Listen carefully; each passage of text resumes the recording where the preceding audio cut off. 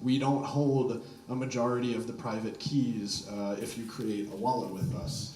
In fact, we have recently started shipping a new hardware product, which is basically a Bitcoin and Lightning node. So you plug that into your router, and you plug it into the power, and then we give you a very easy to use dashboard so that you can then be running your own Bitcoin and Lightning node without having to type a bunch of things on the command line and figure out all kinds of networking issues. So we're really just trying to push the technology to the next level, because Bitcoin has promised that you can be your own bank for the past 10 years. But if we're really honest with each other, the average person cannot be their own bank. There's just too many technical and security issues for people to do that. And so as a result, they generally end up using a trusted third party, which of course is not why these systems were designed in the first place. So what is Crypto Castle? And this is just something I sort of threw together. But if you're familiar with history and the way that different establishments evolved over thousands of years, early castles were actually mainly built out of dirt and used natural formations in the geography of the land to basically create your living space somewhere that was difficult for attackers to get into. And as technology improved over the years, attackers had new means of getting around, and they would usually be able to get through various natural barriers. And eventually, the technology for building a castle continued to improve to the point that we started building castles out of stone. And that is what most people, of course, think of castles these days. And that's because that was the last real version of castle, because that defensive technology kind of stalled out at that point, whereas the offensive technology kept improving. And by offensive technology, I really mean gunpowder and artillery.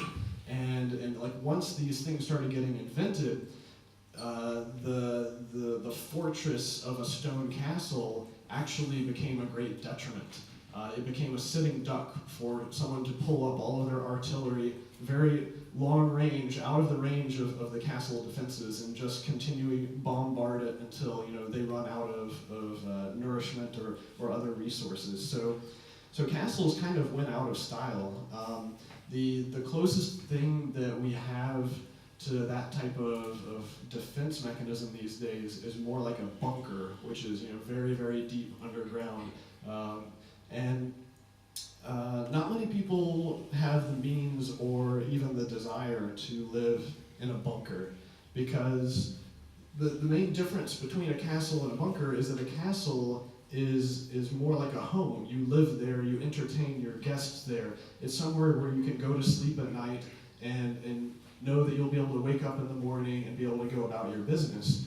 Whereas, a bunker is incredibly inconvenient to get in and out of, and there's not much to do down there.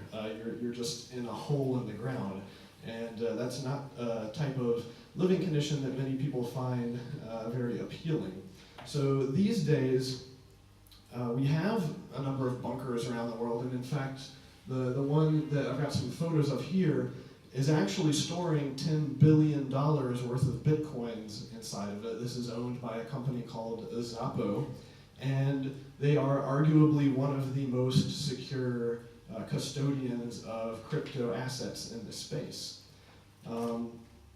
Are they secure against probably any conceivable type of attack? Yeah, probably. You're not going to be able to get into that bunker without some pretty amazing equipment. But on the other hand, are the users who are putting their private keys in this bunker, are they sovereign unto themselves, and are they able to have control over their assets? Well, no. They're making a trade-off there, and they're handing over the control of their assets to this trusted third party who is an expert in this type of defense. So there's always trade-offs to be made. Another thing, which is not something that you probably need to worry about much because it's still very rare, is that as crypto is becoming more mainstream, as the world is beginning to wake up and better understand what these systems are, we're actually seeing a correlation that kind of makes sense of more criminal activity and attacks against Bitcoin and crypto owners. So I fully expect that, basically what we've got here is like Bitcoin price graphed against the known physical attacks that I've been able to catalog over the years, and there's actually probably many more than this that are not publicly known. But from a standpoint of being your own bank, you're creating a target, right? Banks get robbed, not that often because they have great security, but what is happening is as more nefarious, criminally minded people are learning about crypto, they're starting to do the risk and reward calculations in their head. And they're thinking, well, I could try to go rob a bank, but that's probably going to end badly for me. But what if I know that this person has been talking about Bitcoin for 3 or 4 years, and that they are probably their own bank? Well, it'd probably be a lot easier for me to rob them. They don't have the same level of security as a bank. And so that's why I think we're seeing more attempts happen, and a lot of them are successful, unfortunately. This is a trend that I think is going to continue until we get to an equilibrium where the average Bitcoin user has such amazing security that it is fairly understood by criminals that it might actually make more sense for them to try to attack a traditional bank or store rather than a crypto holder. This is the type of technology that I am trying to build, is that I want people to be able to walk around and talk about Bitcoin without worrying about being attacked. It's kind of a catch-22 because we're very interested in these systems and we want to grow them, and so we talk about them. But as soon as we start talking about them, we're actually creating a target for ourselves. So we're all aware of the risks that are inherent to trusting third parties. There's a lot of things that can go wrong with that if someone else is holding your money. And this is, I think, a natural concentration of trust issue that we're going to have to fight against for the foreseeable future. So what we've seen, this was a report that was put out by Chainalysis, and these are also estimates. It's hard to really have any perfect numbers of what's happening in the system, but we've seen, of course, several million Bitcoin stolen over the past 10 years, but more interestingly, about twice as many Bitcoin have been lost by their owners. So anecdotally, from working in this space, I would say I have also gotten more reports from users who have lost access to their coins than have had them forcibly taken from them, hacked, or what have you. So the main point being here that people do not want to go to a lot of effort to learn all of the technical details around data management and security practices and how to keep backups and everything. So I think we can do a lot better, but it's this fundamental issue of personal responsibility where for much of human history, the way that we have evolved our society and evolved organizational structures is by creating these command and control hierarchies where we basically allow people to specialize in more and more specific things, right? So you create these systems where there's a few people that are basically managing and controlling other layers of people under them, who are controlling other layers of people under them, and ultimately the people on the very bottom layer are doing like one very specific task, but they have very deep knowledge and a lot of expertise in doing that, and as a result, they're very performant and very efficient and able to do that at a level that's far greater than if you just picked somebody up off the street and asked them to do it. So this creates a much more efficient society, but the hierarchies that are involved in that also create risk. We're creating systemic risk within the system by concentrating power in the hands of a few. And we've seen countless examples over the years of what goes wrong when people have too much power. It's basically an inevitability that they're going to use that power in a way that is good for them and detrimental to other people. So the downside to all of this, of course, is that we as a society have been conditioned to delegate responsibility to other people who specialize in doing certain things. We have kind of become conditioned against taking on a lot of responsibility and learning how to manage things at a very detailed level for ourselves, but because we figure we should probably spend our time doing something else where we can get paid better for it. So this issue of personal responsibility means that I don't think that we can really assume that people are going to spend a lot of time learning how to secure their own crypto assets. That's why we need to make it as easy as possible, make it a point and click type of operation. And of course, because these are basically bearer assets, once again, the criminals, I think, are going to be much more motivated to go after them as to going after some more traditional assets.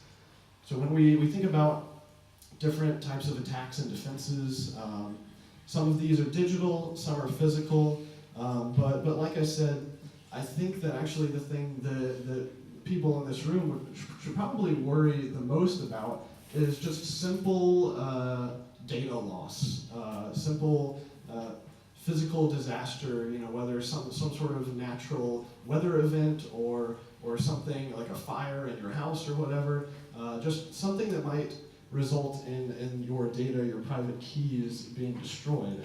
So having redundant backups is very important. And this actually is kind of relevant to the last talk, talking about different types of key security, where if you are using a single signature type of solution and you are holding that key, there's a lot of different risks here. You could get malware or a virus that steals it off your computer if you're holding it on that online device. If you have a weak password, it could get brute forced or stolen. Coercion is always a potential issue if you're holding your own assets. And of course, if you die and you don't have some sort of inheritance plan set up, then they could just simply be lost. Simple data loss. Forgotten password is basically the same as data loss. And of course, phishing, which is basically social engineering, which is somebody hacks your brain. They convince you to push the button and type in your password and send your money somewhere that you should not have actually done. On the complete opposite end, if you're using some sort of trusted third party, a Bitcoin bank, if you will, if you're keeping your money in an exchange where you bought it, or keeping it in some online wallet where they have the keys, you still have the issue of malware and viruses. However, I would say the hacking risk is even greater because now you're concentrating all of this money in one service and creating a big juicy target for hackers to try to attack. And that's where most of the great losses have happened over the years, is exchanges getting hacked. And insider theft becomes an issue as well of, can you trust not only that company, but every single person inside of the company? Can you trust that the company has internal policies that make it difficult, if not impossible, for even an employee of the company to steal your money? That's very difficult to know because very few companies will disclose all of their internal policies. You also are now open to the fractional reserve risk. And the unfortunate thing about this is that a number of years ago, we thought that because you could actually prove on the blockchain that there were assets somewhere. Actually, my former employer at BitGo, we were one of the first services to create a cryptographic proof of reserve function where we could prove that the company had a certain amount of Bitcoin or what have you. We thought that meant we would be able to get rid of this fractional reserve risk. But we were wrong because that is not sufficient. You also have to be able to prove the the liabilities of the company, what they owe to other people. And of course, those numbers are not on a blockchain somewhere. Those are all internal company documents and policies, and it's not something that you can easily publicly prove to the whole world. That would require a more traditional, full financial audit. And I don't even know how you would put that onto a blockchain in a way that people could easily find trustworthy. So you also have issues, of course, of these large organizations could do something that upsets the government, and they step in and seize everything. Data loss is still a problem, but probably less of a problem because there should be teams of people who are focused on preventing data loss. And then, of course, you lose your censorship resistance. This third party can now say, oh, we're not going to let you access your money anymore, because really you have given them control, and it's just like putting your money in a bank. The money is no longer yours. You have a promise that they'll let you access your money, but they can change their mind if they really want to for any number of reasons. Now, these are the two simple ways that a lot of people are using crypto, and you still have phishing with the employees as well. Actually, when I was at BitGo, we as employees would get extremely sophisticated spear phishing attacks on a very regular basis. But if you switch this to a 2 of 2 model, like we were just talking about, you start to be able to get rid of a number of these risks, because you have to have both sides compromised in some way in order for a transaction to be created from the wallet. So that means if you get a virus, the other party is not going to sign off on whatever that virus tries to do. Weak password, the same thing. You could get coerced into signing half of the transaction, but then someone would have to coerce the other side to sign the other half. And you'll also then get rid of the hacks and the insider theft and the fractional reserve, because they can't move your money around unless you agree to that as well. But as you can see, there's still a number of potential risks that you have to take care of there. Let's go back though. So if you then get even more sophisticated, like a 2 out of 3 or a 3 out of 5 solution, where the third party service only ever has one key, and you have the rest of the keys, this actually gives you more flexibility and more redundancy, because they can no longer censor you. You contain a majority of the keys, so that if anything goes wrong with them, you can go get your other keys and create your transaction and basically route around them. And so at BitGo, we were a 2 out of 3 service, and at Casa, where I'm working today, is a 3 out of 5 service. So we found this to be a much more flexible model, because you're getting rid of the rest of these risks, and the rest of them you're mainly getting rid of because you now have additional redundancy. You now have multiple keys that you're hopefully putting in multiple places that prevent more than one key from getting compromised at a time. So from a security perspective, we want to protect users from trusted third parties. That's why this whole system got started in the first place. We of course want to protect users from attackers, but the thing that is starting to become more obvious to me is that we actually need to probably reprioritize and worry more about protecting users from themselves. And I think that at least today, with the current state of the technology and the usability, you are your own worst enemy if you are managing private keys. And one principle that we kind of held at BitGo that I still believe is pretty important is that it's preferable for a user to temporarily lose access to their funds than for an attacker to temporarily gain access to them. And that's because, this is, as my former CTO at BitGo used to say, crypto assets are the slipperiest substance since Teflon. And basically, if you lose the grip of your private keys for even a few milliseconds, the attacker can steal your money and they're gone, and you can never get them back. This is a new sort of paradigm that we're living in these days. So, reprioritize protecting users from themselves.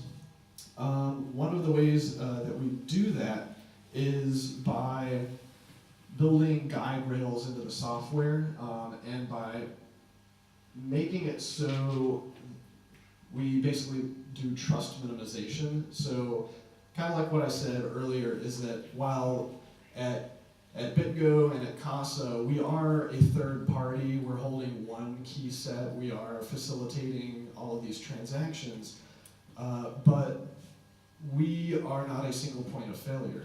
You know, if we get hacked, then the hackers don't get enough keys to steal your wallet. If we cease to exist for any reason, you can still go get your other keys that you have laying around and create a transaction using other software, not ever having to use our servers or talk to us.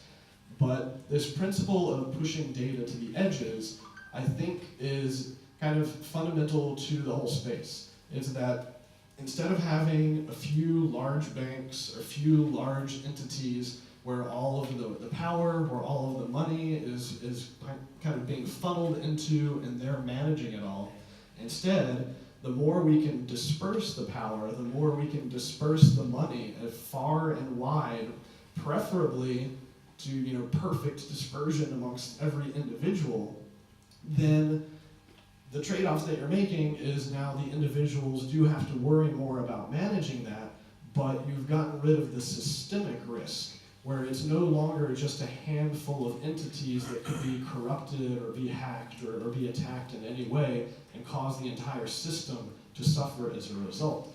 Instead, if an individual gets hacked, then it is potentially catastrophic for the individual, but it is not going to create these ripple effects that are catastrophic for everyone else who is participating in the system.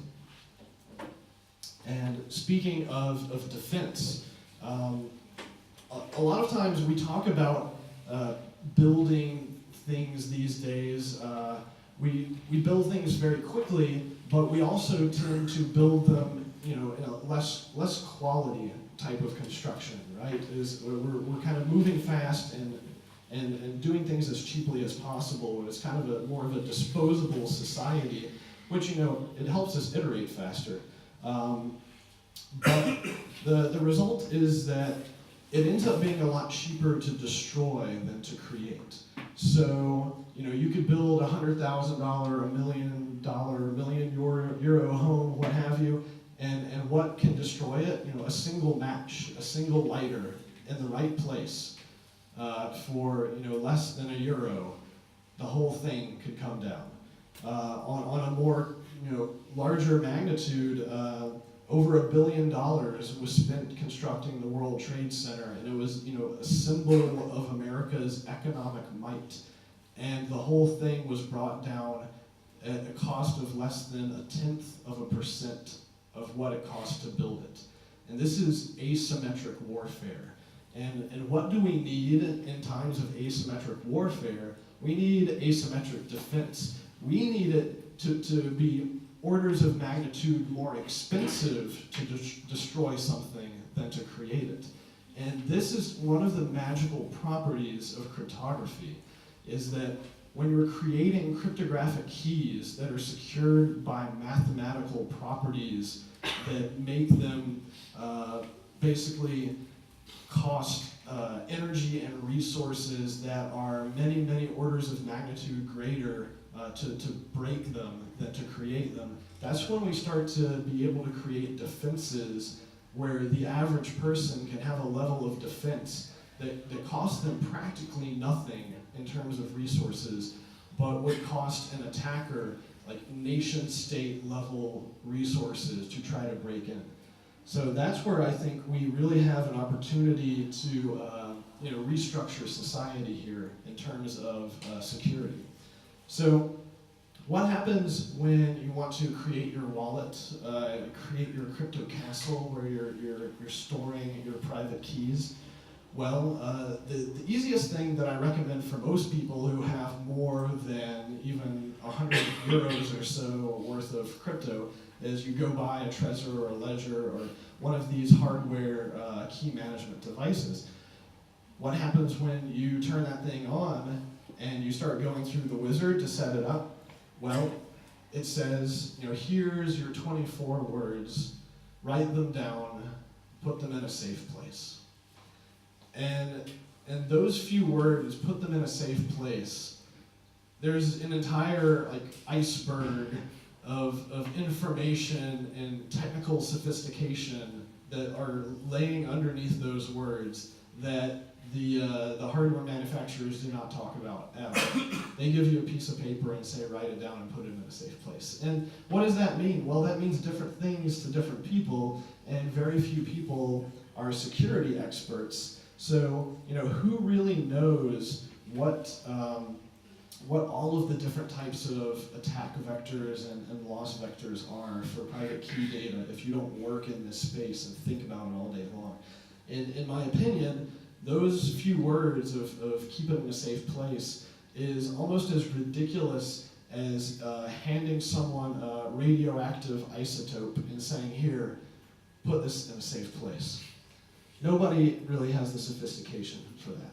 So I consider that to actually be a huge user failure, is that most people do not fully understand all of the issues that go into play with trying to keep this private data actually private and secure. And so something that we've actually changed at CASA is that we have this thesis that if the average user should not be handling raw private key material, we're already telling people to use special hardware devices to manage this raw private key material, then why does it make any sense for us to expect them to handle the root keys to all of the raw private key material, these seed phrases? The seed phrases are the keys to the kingdom, which you can derive all of your private keys for all of your cryptocurrencies off of. At least most of them have standards for the hierarchical derivation. So a good example actually of the problem that we are now faced with, because we have hardware devices that have made the private keys basically unhackable.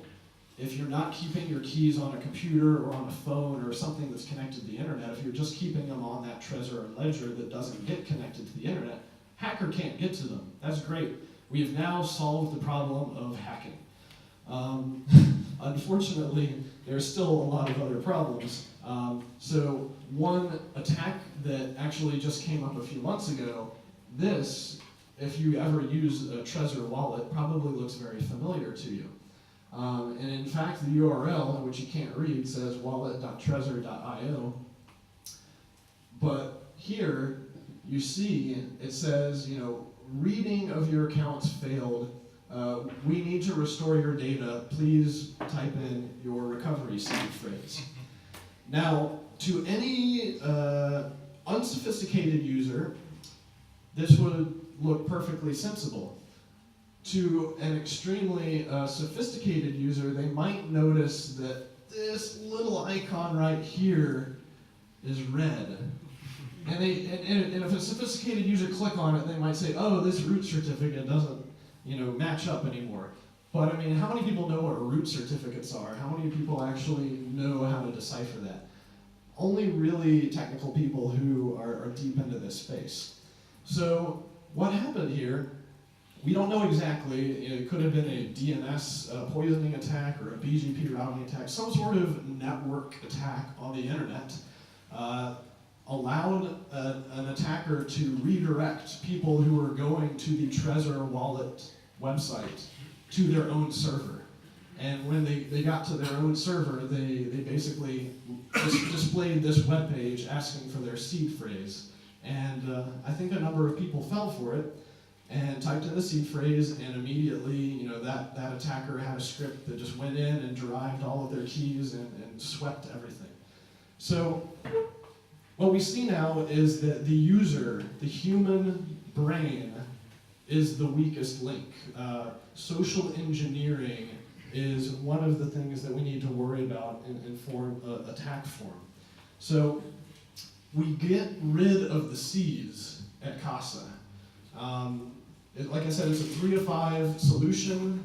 I don't think that I mentioned that the keys are actually all held on different hardware devices. So you have 3 different Trezors and ledgers, and then you have 1 key set on your phone, and then the final key set is held offline by us, also on Trezors and ledgers. So when you actually create your Casa wallet, you do have to write down a seed phrase in order to initialize your ledger, but we actually tell our clients, burn it. Don't remember it. Don't put it anywhere that could ever be recovered. Destroy it in a shredder or with bleach, or burn it, or whatever you can do, because you no longer need to have that recovery key in case you lose your device. We have actually, and hopefully this actually loads, we have created this concept. This is the key shield, where you can actually visualize your 5 different devices, and if you lose a device or it breaks or anything happens to it, and normally you would go get your recovery seed and reinitialize the device. Instead, if it loads, cross your fingers. All right. Instead, you click on a device, you mark it as compromised, and then you go buy a new Trezor or a ledger, you plug it in, we get the public key off of that, so that we now know what your new set of keys is. And once we get your new public key, we just have to create a transaction. You see it says transfer funds. You have to create a transaction to then do the key rotation.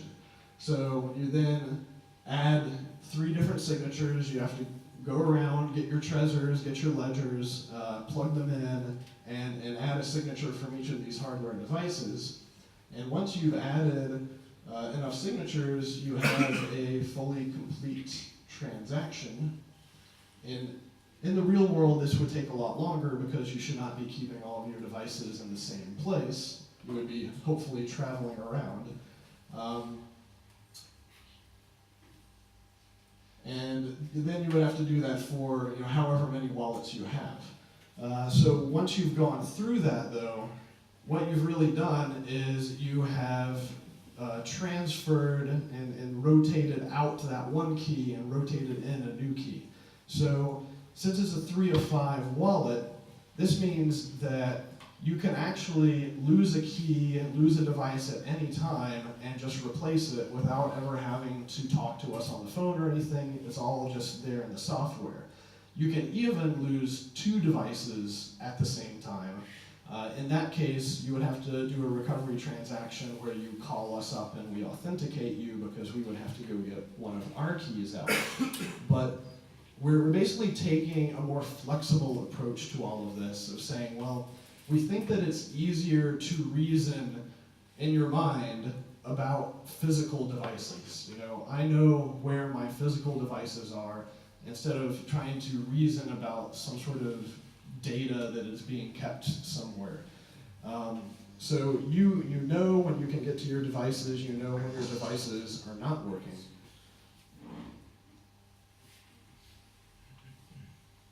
And this is actually not the only way that you could get rid of recovery seeds. There is another thing that has been developed by the Edge wallet. They have a 2 of 2 recovery scheme where one of the keys is kept by you in your email. They send you an email with the key, and then Edge keeps another encrypted key on their server, and you basically have to go through this question and answer process in order to decrypt it. And the idea there being, of course, that Edge wallet never has your recovery data. You have to decrypt it yourself using answers to questions that you know. And I think that this is actually a space where we could do a lot. It's basically limited by our own creativity and imagination. But I think that getting rid of recovery seeds in general is something that a lot of wallets should be striving to try to do. And so What have people been doing with recovery seeds up until now? Well, in the very early days, we had paper wallets. People just write it down on a piece of paper and put that paper somewhere, and hopefully the paper stayed safe, or they had multiple copies. But there's a lot of issues with this. Most of these paper wallets are not encrypted, which means if someone finds your paper wallet, they can just take everything. Also, of course, paper, not that robust against fire, water, any number of environmental hazards. I've even heard stories of people who had like a maid come in and saw the piece of paper laying on the desk, and they thought it was just trash, gibberish on there, and the maid takes it out to the trash and it's gone. Don't need it anymore. But more interestingly, actually user error has probably resulted in a lot of losses here, where they would have their paper wallet, and then one day in the future they would go get their paper wallet and decide they wanted to spend off of it. So they would get some wallet software and they would scan the QR code or whatever, load up the paper wallet, and make a transaction. But this is one of the little gotchas of the way that these systems work, is that in most cases that wallet software, if they did not send the entire amount that was stored in the paper wallet, the wallet software would send the change to a new address that it just created out of thin air. And this would usually not be obvious to the user who is recovering from their paper wallet, and they would assume that the rest of the money was still on the paper wallet. But in reality, it's at this new address that was generated on this other software, and then if they close out of that software and they don't have it anymore, the private key is gone forever. So that has been an odd issue that has burned a number of people. And metal wallets are better.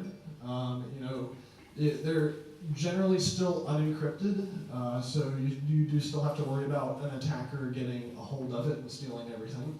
They are better in terms of robustness to environmental failure.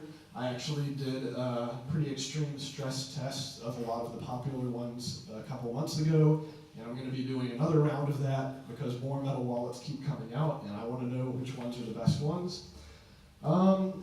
And you can still potentially have that same issue of trying to sweep them, though usually people are using seed phrases for the metal wallets. The sweeping issue is only an issue if you're using a single key that you're putting on there instead of an actual seed phrase. So this is complicated, but I also had a blog post about this of the solution that I had for my own cold storage before BitGo, before Casa.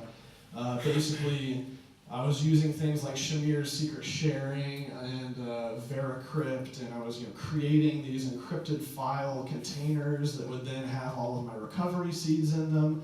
But then once you create that encrypted file container, you have to worry about inheritance issues. Who is going to be able to decrypt it, and you don't want to have a single person who is able to decrypt it by themselves because they could take everything. So then you have to create some sort of multi-sig, sharded key setup. And so I would take generate a really long decryption phrase and then put it into a Shamir secret sharing tool that split that up into multiple pieces, and then create a bunch of copies of the encrypted drive and hand them out to my executors of my will, and each of them would have one piece of the decryption phrase, and it had this really long explanation of this is what you have to do if you want to access my treasure. And it is a very unnerving process to go through, because I would not only have to spend basically 1 to 2 days on an annual basis creating and refreshing this, but I would have to test it all, because I knew if I didn't test it that something wouldn't work, and then if I got hit by a truck, it would break and nobody's going to be around to try to fix it. So dealing with these end-of-life inheritance issues are just adds additional layers of complexity, both on the technical level, but also on the legal and social level. There's actually a really good book out there by Pamela Morgan. It's a Crypto Asset Inheritance Planning Guide. And we've taken a number of the recommendations from her, and we are actually building a full inheritance planning service at CASA as well, because this is, one of the things that a lot of the hodlers in the space care about is they basically intend to hold on to their assets and pass them on to future generations. And once you get to that point, you have to start worrying about how you can securely transfer them to a future generation. So, point being, complexity is the enemy of security. The more complex something is, the more moving pieces it has, the more likely something's going to break, the more likely that it is all going to come crumbling down in catastrophe. And so, while I am working for a security company, I'm very technically minded, usability is as important, I think, as security, because, like I said, we're not just creating software and services for the nerdy folks who are really hyped about crypto right now. We need to be thinking about the future and about servicing regular people who just need to get into granddad's old dusty Bitcoin wallet that has been sitting there for decades. So, how to actually construct a crypto castle? When I was thinking of this metaphor, there's a number of different building blocks at play.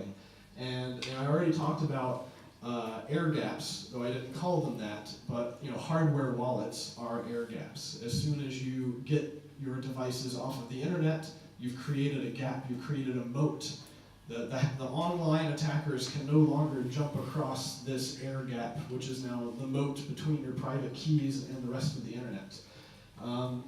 Things like strong cryptography and multi-sig are basic building blocks for the walls of these wallets that we're building. The hardware key managers, they're kind of like the gate system, because in addition to being the moat, you have additional PIN codes on the actual hardware devices. So even if a physical attacker gets in and gets to your hardware device, if they don't know the PIN code to unlock it, then it's not going to be of much use. The wallet software is just kind of like the gatehouse. It's managing all of the different operations of what's going on. And then it's also important to have things like automated alerts, just so that people know if anything is going wrong, they can then react to it. And one thing that not many people talk about is actually duress and kill switches. And that would be kind of like a drawbridge of saying, normally people can access the castle, but if anything goes wrong, we hit the red alert button and the drawbridge comes up and nobody can access the castle. And so we have one of those built into our software as well. It's a very simple, one-touch button.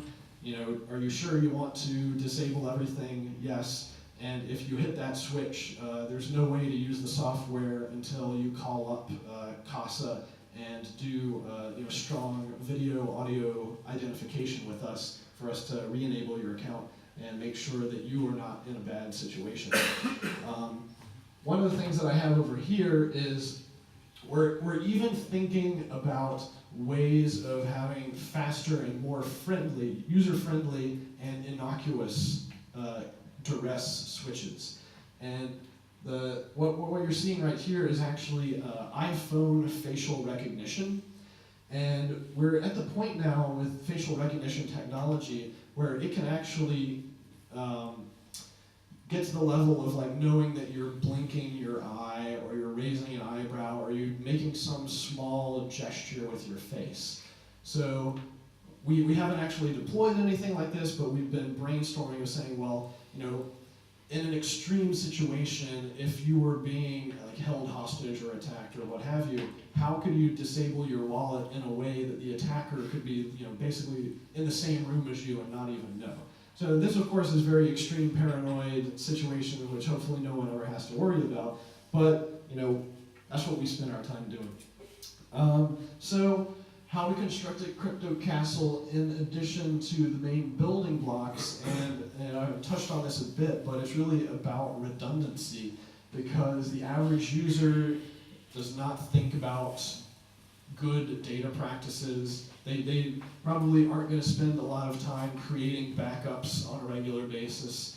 I think that popular cloud automated backup software is probably the most popular form of doing backups these days. I doubt many people go get like a special hard drive and plug it in and manually do backups. Even I don't do that more than once a year or so, and I have calendar events to remind me and make it really annoying if I don't. So, using this like multi-signature, multi-device, multi-location architecture, building it into the actual wallet software, and basically guiding the user into best practices without having to teach them about all of these different edge cases. Just architecting it so that the best practices are built into the system is how you get that better user experience. And like I touched on earlier with the idea of pushing security to the edges and trust minimization, if we want people to be able to be their own banks but still gain the ability to have services where they are using third parties, but in a way that those third parties cannot take their money or censor them or have any particularly ill effects on them, is to push as much as we can outside of our own system and onto the users. And so what I was trying to get at here is that you have this spectrum where if you go full on the I don't trust anyone or anything end of the spectrum, I'm going to be my own bank. And I know a number of people who do this, but they're generally very technically sophisticated and have a lot of free time. That is extremely inconvenient. You spend a lot of time educating yourself, and then you spend a lot of time maintaining whatever system that you've set up. Whereas on the other end, which I would say probably much more popular, is I don't have any time to deal with any of this, so I'm just going to leave all my money on Bitstamp or Coinbase or wherever I bought it. And that's very convenient, but once again, very high trust. There's a lot of things that can go wrong. So what are we doing? Well, we've already pushed the private key security to the edges by having the user control the majority of their keys, but that's only the beginning. There's a lot more that we want to push to the edges, and so we've got the Casa node, which it can be a standalone Bitcoin Lightning node, and that's all you're using it for.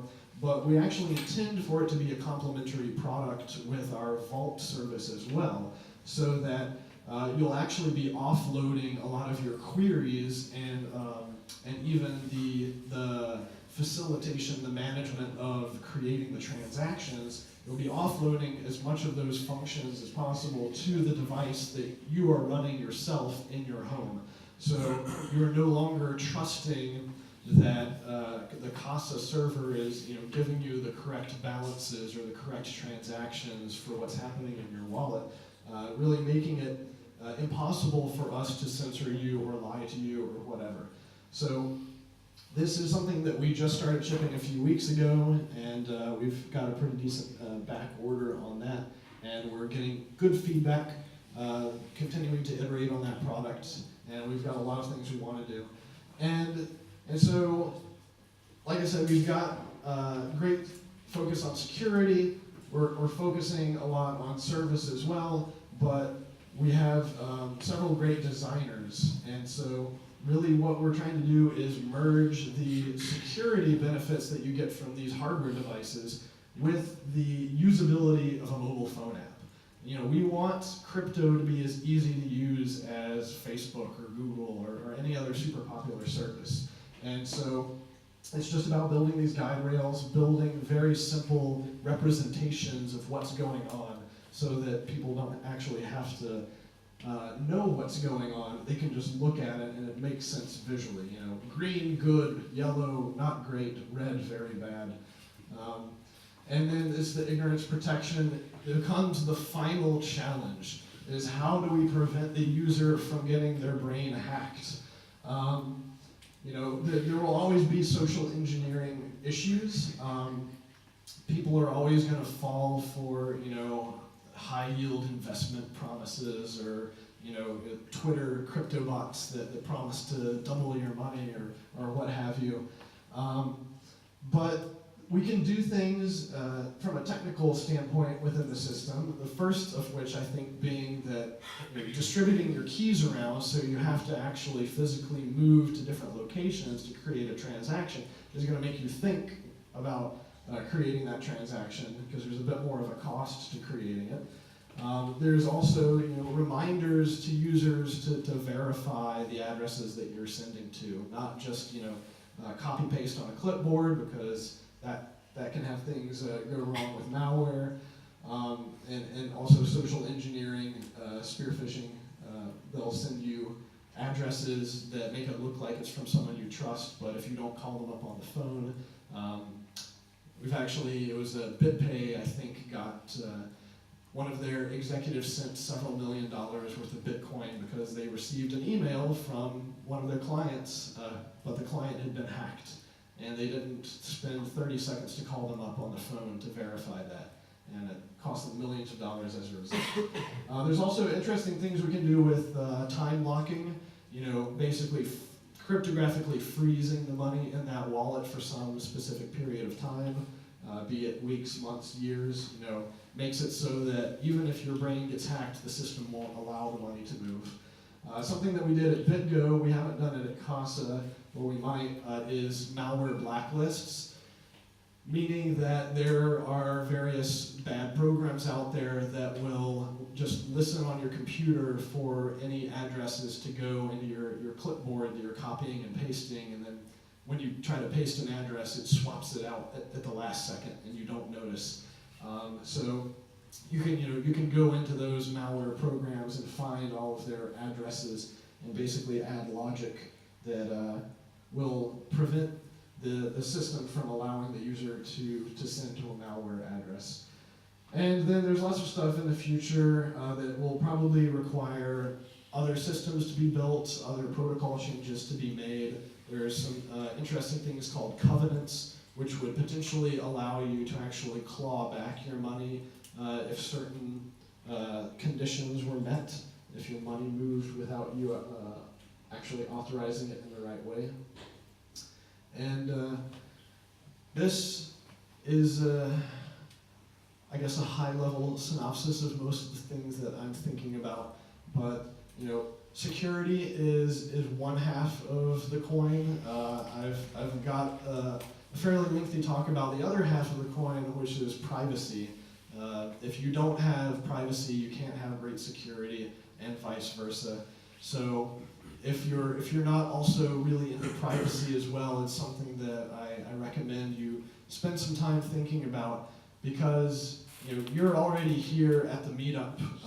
You're probably going out there in the world talking to your friends and family and coworkers and what have you about your favorite crypto. And if this system continues along at the pace that it has been, then a few years from now, the world could be very different, and the people that you had been talking to back then could have a very different view from you, and the game theory changes a lot. So I unfortunately know that as a result of having been attacked both digitally and physically, and I want to do what I can to help other people understand the dangers of being your own bank. But I think there's still a lot of promise to building systems like this, but we need to try to stay ahead of the curve and get to the point where it's not even feasible for someone to try to be attacking someone who is their own bank, because the technology gets to the point that we can actually be better than the banks themselves. So that's most of what I've got for you, and I'll be happy to chat with you afterwards. So, thanks for having me.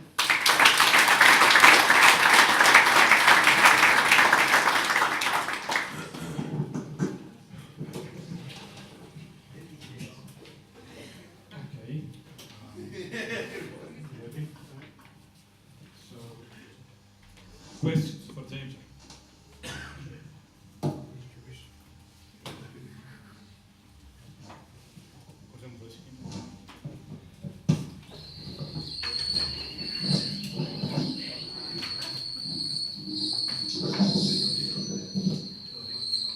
Should I turn mine off? Yes, and then just switch it on for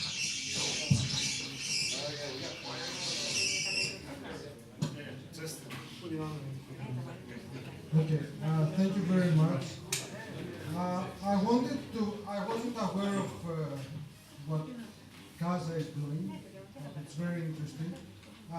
From what I understand, a user will have to use 3 hardware wallets.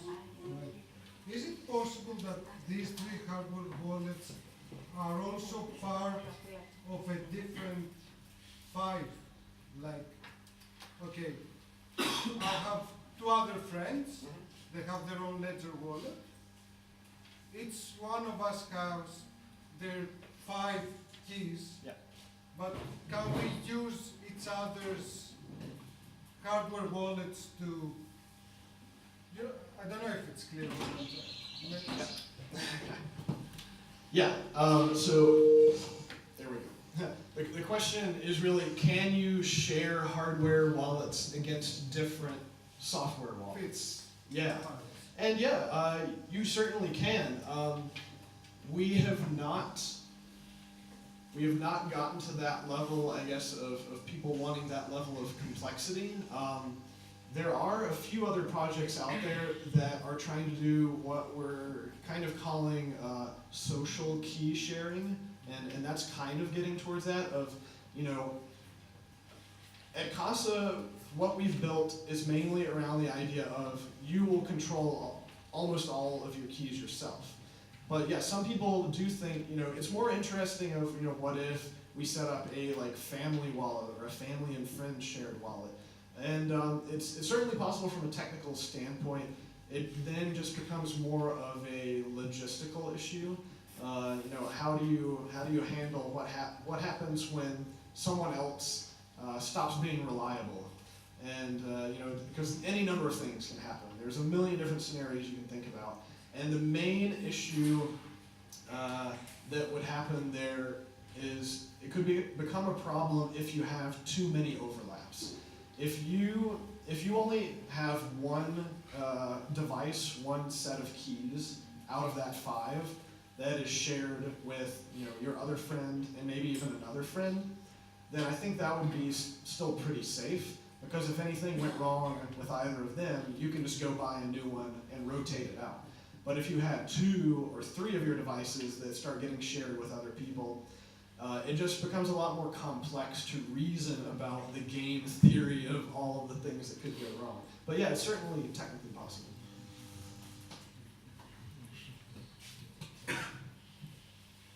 A legal question, and if it's not an abuse of time, one more practical. Does services like yours and put you in a position of somehow a custodian of the assets? I mean, if a government or a creditor wants to penalize me for some economic reason, if he comes to you and gives you an injunction and says, please freeze Christus assets, are you in a position to do so? Will he get what he wants? That's a good question. And the practical one is, you're discussing about the granddad's old rusty Bitcoin wallet scenario. Yeah. If in 5 or 10 years ago quantum computers become commercially widely available, is the decades-old Bitcoin, going to be redundant? Will we need something completely different than 5 or 10 years ago?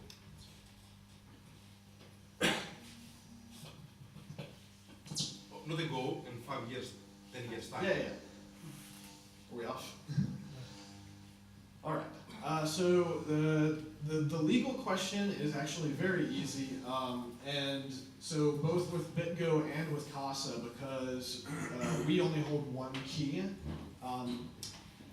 at least in the United States, the generally accepted definition of custody for these crypto assets is the ability to unilaterally block or unilaterally create a transaction that takes money out of the wallet.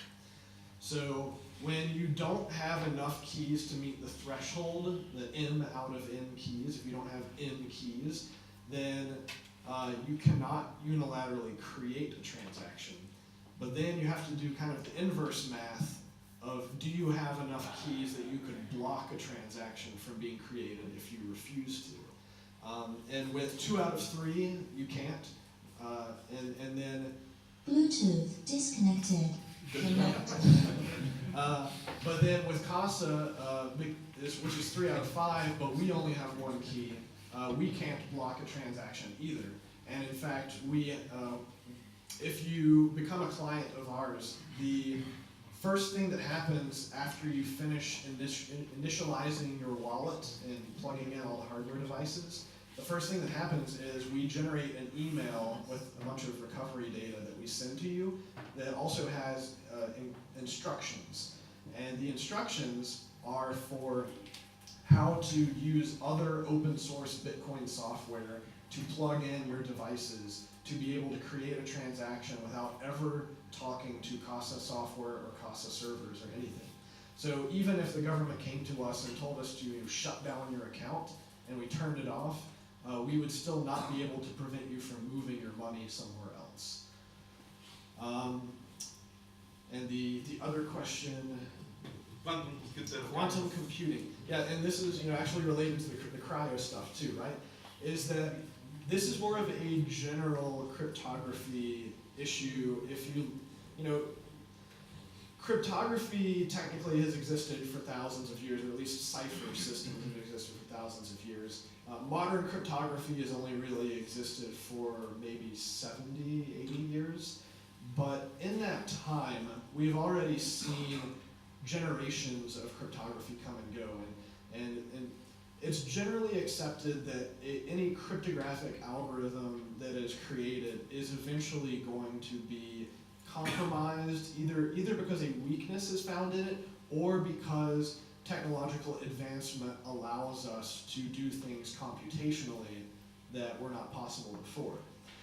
Now, the thing about the way that cryptographic systems degrade is that they almost never degrade overnight. It's almost never a thing of like, we wake up in the morning and someone has managed to break a cryptographic algorithm out of the blue. Generally, what happens is years and years of cryptanalysis and research happen, and they're picking away a little at a specific algorithm, and there, as a result, are security announcements that get made where various institutions and governments and security companies will say, due to these recent advancements in cryptanalysis, we believe that SHA-1 will be broken within 5 years or 2 years or whatever. But normally you have a time period of several years head time that you know that something's probably going to get broken. So when we talk about these like 100-year time scales, it is a lot more likely that any given cryptographic algorithm is going to be broken over 100 years. I mean, modern cryptography hasn't even really existed for 100 years. Maybe we will get to the point where it plateaus, but it seems rather unlikely. Now, one of the kind of other ends of this argument, though, is along the lines of protocol changes, where it's possible for these protocols to change in a way for any number of reasons that make it so that you would no longer be able to spend from an address. And that actually becomes more of a philosophical thing, where some of these networks are more like move fast and break things, and the philosophy of the developers and users of that network might be that it's okay to break this specific feature, which might be used by some number of people because of the greater good or what have you. In Bitcoin, I would say Bitcoin as a protocol is one of the most conservative, and that you will find Bitcoin developers arguing very loudly about backwards compatibility and not breaking even the most arcane of functionality, because someone out there might have a time-locked transaction, that hasn't been broadcast out on the network, but is, depending on this functionality to work, and they might want to broadcast it 20, 30, whatever years from now. So yeah, I mean, that becomes more of an issue of, like, one of the reasons why I would choose Bitcoin over like Ethereum or something is because I would expect that the protocol would be more stable over several decade period, but there's still no guarantees. And so that, once again, might be why if you're thinking about multi-generational key storage, you might want some sort of more flexible social system, like one of the other people was asking about, where you might be able to have some mesh of people who, if an event happened that was going to cause all of this money to become lost, they would be able to come together and upgrade the storage. But yeah, I mean, it's some complex issues to have to worry about.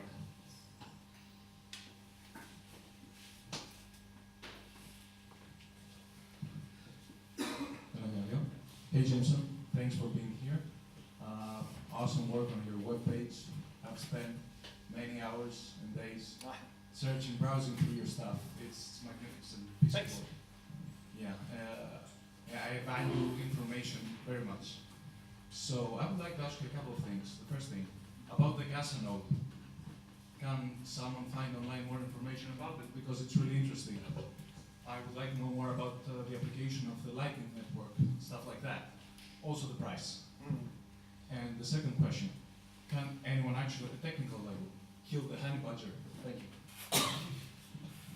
Yeah, so there is a page on keys.casa that talks about the node a little bit. It has a few specs, but there's not too much technical information. I mean, it's a Raspberry Pi B plus with a terabyte hard drive, basically. So the hardware is not that interesting. The more interesting thing is the software that we've built, which is trying to automate the rest of the software, aka the Bitcoin node, the Lightning node, the web application, administrative dashboard, and making it all work so that you plug it into the wall and everything turns on and syncs, and all you have to do is go to your basically local web page to manage the node. So it's like user-friendly and compatible with mainstream. Yeah, it is. We are, focusing on user friendliness, and in fact, we've disabled a number of the more technical things, like we disabled SSH access. It is possible to plug in a keyboard and a monitor and do stuff on the command line, though we tell people if you do that, you void the warranty. But we're selling it for $300 US. We're still learning about the ins and outs of international shipping and VAT and all of that stuff. So unfortunately, sometimes it ends up being a lot more expensive to actually get imported since we're shipping them all from the United States. No VAT, let's pay in Bitcoin. Yeah. It's just these pesky governments that are controlling all the borders that make it very difficult for us. So I mean, it's really meant to be a user-friendly device. You could build your own for probably half of the cost, and we will be open sourcing all of the software. I mean, it would be kind of dumb not to open source it, because anyone who has one can just get the code off of it and could publish it. But this is the type of thing that we hope is actually going to become more common. There are several other like Raspberry Pi node projects out there. So we're going to have plenty of competition. It'll keep us on our toes. We're going to continue to innovate, add more functionality to it. And the feedback that we've gotten already has been great. So this is only the beginning. I expect that both the software and the hardware are going to continue to improve.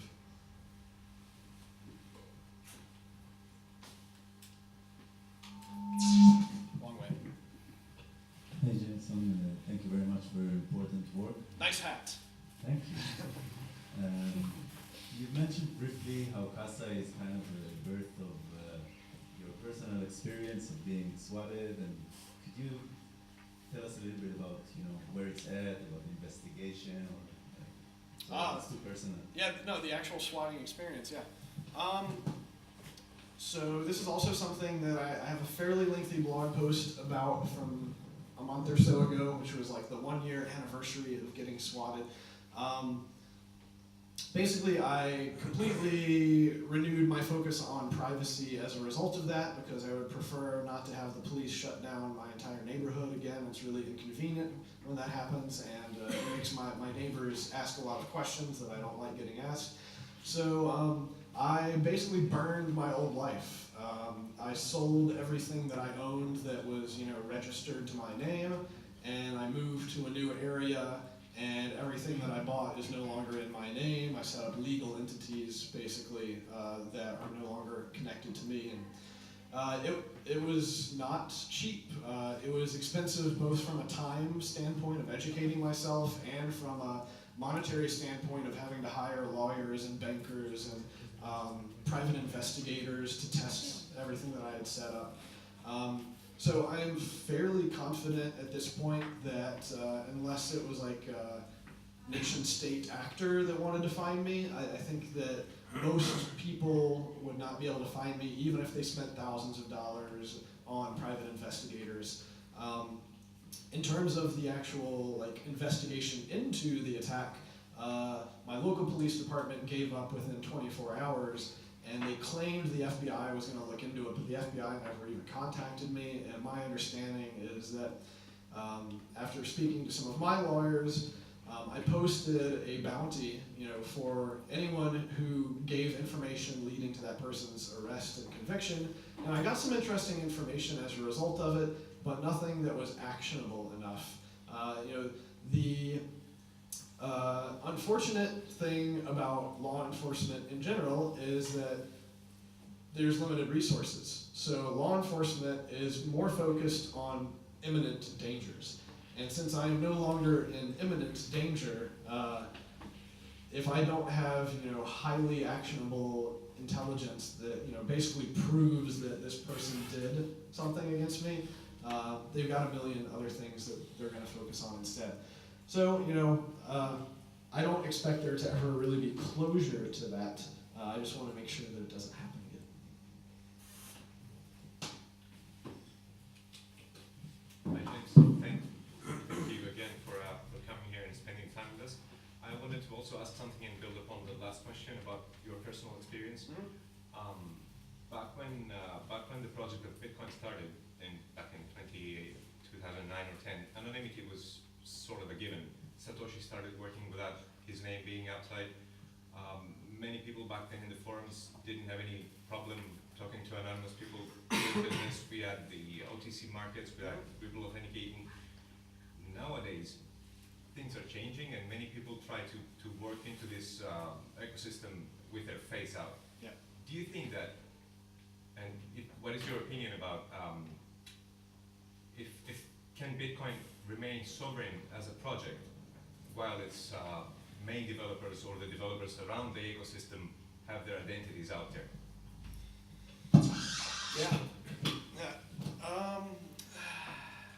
So it's going to ultimately be a hybrid. There's going to be some people who dox themselves, like myself, and are well known. There are still a fair number of anonymous actors. Actually, that's one of the things that I really enjoy about going to conferences in faraway places from my home, is because I usually get to meet some of these anonymous people. People come up to me and they're like, "I am you," or "You know me by this handle," and it's nice to see those people in the flesh once in a while and actually get to converse with a real human rather than just the typed words. But this is I guess a question of what could potentially happen with a nation-state attacker that would. Or even with personal attacks like the one you experienced. Yeah. I mean, I've said as a result of my experience that the smartest people that are in the system are the ones who've never used their real name, because they have a level of security automatically that the rest of us don't have. So if you are a more public and outspoken figure in any controversial scene, it doesn't have to be crypto. I mean, there have been a lot of people in political scenes, for example, who have gotten swatted and attacked in any number of different ways, because it's so easy to find people. Usually just a little Google searching, or maybe a hop down to your local darknet store to find some leaked data.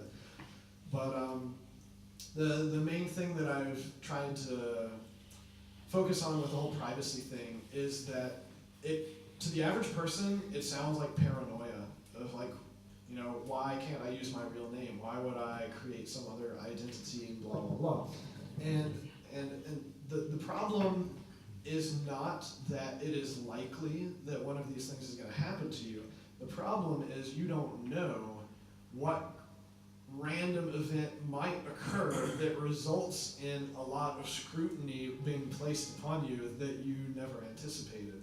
And you know, one of the best examples that I've come up with that there was actually a woman who was the head of a marketing agency where she was boarding a flight from New York to South Africa, and she made a tweet about like AIDS in Africa. It was like a really bad joke. She's like, I'm going to Africa, I hope I don't get AIDS, ha ha ha. And she got on that flight, and 12 hours later, when she stepped off the plane, there were 10 million people around the world, it had gone viral, who were pissed off at her, and people showed up at the airport, you know, it was like paparazzi, she got fired from her job, and you know, all of these, the fallout from one tweet. You know, before this she had like 100 followers on Twitter, and now she had millions of people who wanted terrible things to happen to her. So this is another, actually, it's kind of, you know, asymmetry, right? It's the asymmetry of the information age, where any of us, we can go about our own business and be fairly private, and you know, it's kind of like walking around in a big city where you're just another face, but then you do one thing that catches the attention of the rest of the online community, and it's just magnified. It's orders of magnitude greater than anything that would have happened back in the day in your small village, which, you know, you might have done something stupid that, you know, got a few hundred people upset with you, but now, you know, it's hard to even fathom the potential backlash that can happen due to just the viral effects of networks and information. You can't be too careful. So that's basically why I think it's worth having a much greater level of privacy than you think you need, because you don't know when you might need it.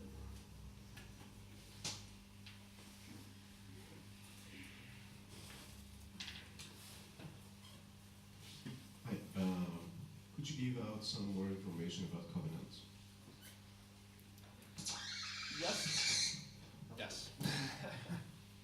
All right. Or maybe give a reference to read more about it. Yeah, For people. yeah. So covenants it's something that it doesn't currently exist on Bitcoin. The functionality has been enabled on the Elements side chain, and so if you want to talk like at a really low protocol level, there's like one or two new opcodes that need to be added to the Bitcoin protocol to support this. So it's not crazy insane, but on the other hand, I'm not aware of it actually being scheduled, of there being a lot of discussion around, hey, let's actually do this. But I could definitely get you some papers. I think like Emin Gunsir has a good article that he wrote about covenants, and then there may be one by the Blockstream guys as well when they actually like made it work on the sidechain. But yeah, it's more of a far future, like maybe a few years from now type of thing. Thanks. Okay. Thanks, Jameson.